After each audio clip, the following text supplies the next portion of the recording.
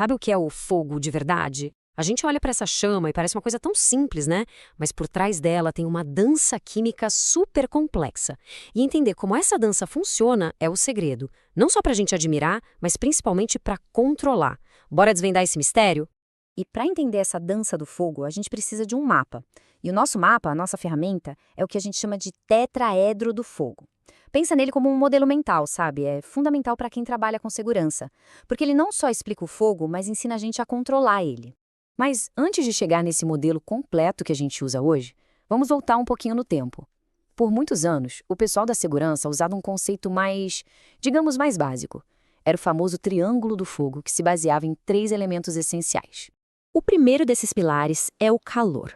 É a faísca, a energia que começa tudo. Pensa no ato de riscar um fósforo. Aquele atrito já é o calor inicial. E o que esse calor faz? Ele provoca um processo chamado pirólise. Nome um pouco técnico, né? Mas é basicamente o calor fazendo o combustível, tipo a madeira do palito, liberar gases, vapores que pegam fogo. Sem calor para começar esse processo, nada acontece. Aí, claro, a gente precisa do combustível. É aquilo que vai queimar. No nosso fósforo, é a madeira. Mas, poxa, poderia ser qualquer coisa. Papel, álcool, gás de cozinha, é a matéria que vai soltar aqueles vapores infamáveis. É o alimento do fogo. E o terceiro pé desse tripé é o comburente. O que é isso? Na maioria esmagadora das vezes, é simplesmente o oxigênio do ar que a gente respira. Sem oxigênio, não tem fogo. Pensa assim, você pode ter um tanque cheio de gás e uma fonte de calor, mas se não tiver oxigênio ali, nada vai acontecer. O oxigênio é o que permite a queima. Então tá aí, o clássico triângulo do fogo. Calor, combustível e comburente. Por muito, muito tempo, todo mundo achava que era só isso. Juntou os 3, pronto, tem fogo. Simples, né? Só que tinha uma peça faltando nesse quebra-cabeça. Pois é. Esse modelo do triângulo, apesar de útil, deixava uma pergunta bem importante sem resposta. E essa pergunta foi o que mudou completamente o nosso jeito de entender e de combater o fogo. A pergunta era a seguinte, ok, esses 3 elementos dão um start no fogo, mas o que faz ele continuar? O que mantém a chama viva, se autoalimentando, em vez de apagar logo em seguida? Tinha alguma coisa faltando aí, um elo perdido. E esse elo perdido, essa peça que faltava, é a famosa reação em cadeia. Olha que interessante, não é uma coisa, um ingrediente que se adiciona, é o processo, é o motor do fogo.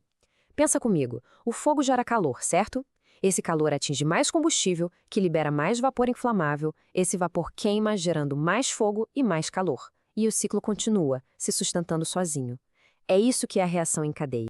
Então, quando a gente adiciona esse quarto elemento, a reação em cadeia, o nosso modelo evolui. Ele deixa de ser um triângulo simples e vira uma figura tridimensional muito mais precisa e completa, o tetraedro. E olha só a diferença. De um lado, o triângulo, uma figura 2D chapada. Do outro, o tetraedro, em 3D. A reação em cadeia não é só mais um lado. Percebe?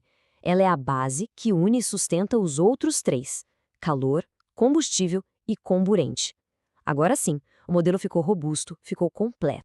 Beleza, agora que entendemos o modelo completo, podemos usá-lo ao nosso favor. A lógica é simples. Se o fogo precisa desses 4 elementos para existir, basta a gente tirar um deles para apagar o incêndio. É como desmontar o fogo, peça por peça. Vamos começar pelo primeiro método. A gente pode atacar o calor. Se tirarmos a energia da jogada, o tetraedro desmorona. O jeito mais clássico de fazer isso é usando água.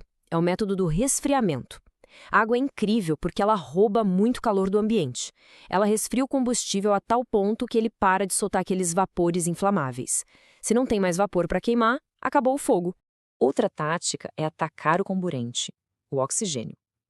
Chamamos isso de abafamento. A ideia aqui é literalmente sufocar o fogo, cortar o ar dele. Como isso funciona na prática? Sabe quando a frigideira pega fogo na cozinha e a gente coloca a tampa por cima? É isso, é abafamento. Ou quando se usa um extintor de CO2. Aquele gás é mais pesado que o ar, então ele empurra o oxigênio para longe do fogo. Removemos o comburente, quebramos mais um lado do tetraedro. A terceira forma de apagar o fogo é talvez a mais óbvia: tirar a comida dele. Se a gente remove o combustível, o fogo morre de fome. Simples assim. A estratégia aqui é o isolamento. Em incêndios florestais, por exemplo, os bombeiros criam os aceiros, que são aquelas faixas onde eles tiram toda a vegetação. Num galpão, seria tirar as caixas, afastar o material inflamável para longe das chamas. Se o fogo não tem mais o que queimar, ele apaga. Agora, vamos para o método mais, digamos, químico, mais sofisticado. Esse ataca direto o coração do problema.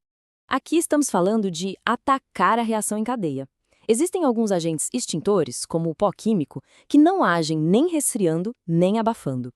O que eles fazem é entrar no meio da reação química do fogo e simplesmente interromper o processo. É como se a gente jogasse areia nas engrenagens do motor. O motor para de funcionar e o fogo apaga. Então, deu para perceber, né? O tetraedro do fogo não é só um desenho bonitinho da teoria. Para quem é da área de segurança, essa é uma das ferramentas mais importantes que existem. Muda tudo na hora de pensar em prevenção e em como agir numa emergência. E essa frase aqui lhe resume bem a ideia. Entender esse modelo dá ao profissional a capacidade de olhar para o ambiente, identificar os riscos, criar um plano de prevenção e, se o pior acontecer, saber exatamente qual a melhor forma de combater aquele incêndio. É assumir o protagonismo na proteção de vidas e patrimônios. Vamos pensar num caso prático, então.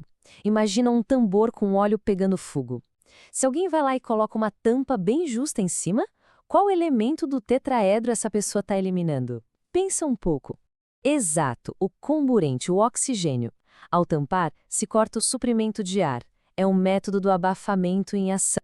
E, para a gente fechar, fica aqui uma reflexão. Agora que o modelo está claro, qual desses 4 elementos do tetraedro é o mais fácil da gente controlar no dia a dia, no ambiente de trabalho, para prevenir um incêndio? Pensa bem, o oxigênio está em todo lugar. A reação em cadeia só acontece depois que o fogo já começou. Sobram o quê? Calor e combustível. Gerenciar as fontes de calor e controlar os materiais combustíveis, talvez aí esteja o verdadeiro segredo para um ambiente de trabalho realmente mais seguro.